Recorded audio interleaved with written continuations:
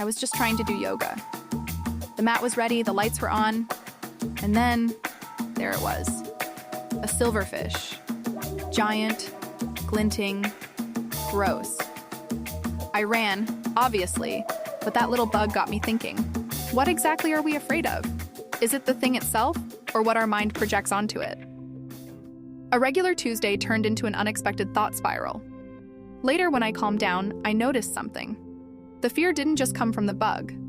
It came from the fact that it didn't belong to my familiar world.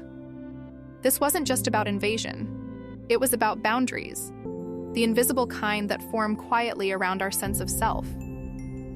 I've written before about how we perceive the world through our senses. But what happens when something doesn't fit? What happens when it crosses that line? Fear, disgust, discomfort, they all rush in.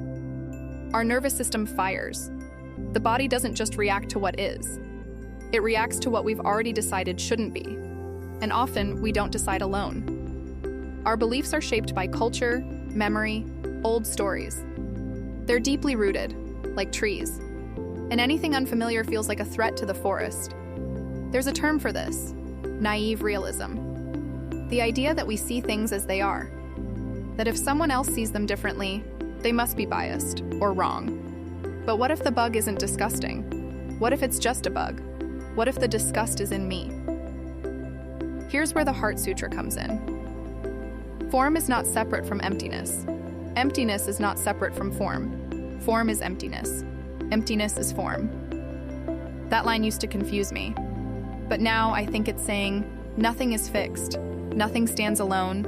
A flower needs rain and sun and soil. A thought needs memory, mood, and context. Even fear needs a frame to rise from. Take the bunny in my backyard. I'm not afraid of it, because I used to have one as a pet. My affection isn't objective. It's built on history. So how many of our reactions are actually preloaded? How many lines have we drawn without realizing it? Our brain loves to sort. This is good. That's bad. This is mine. That's not. But categories come at a cost. They create distance. Me versus you. Inside versus outside. And that makes it harder to see clearly. Because we're not just looking through our eyes. We're looking through everything we've ever known. The Heart Sutra says even vision, sound, and thought are empty. Even the mind itself doesn't hold. So what happens if we stop trying to hold? Maybe the world becomes softer. Maybe we do too. Not less aware, but less certain, more open. That silverfish didn't mean anything on its own, but it showed me something. The boundary wasn't in the floorboard, it was in me. If this piece made you pause, reflect, or even smile awkwardly at a silverfish memory, feel free to subscribe.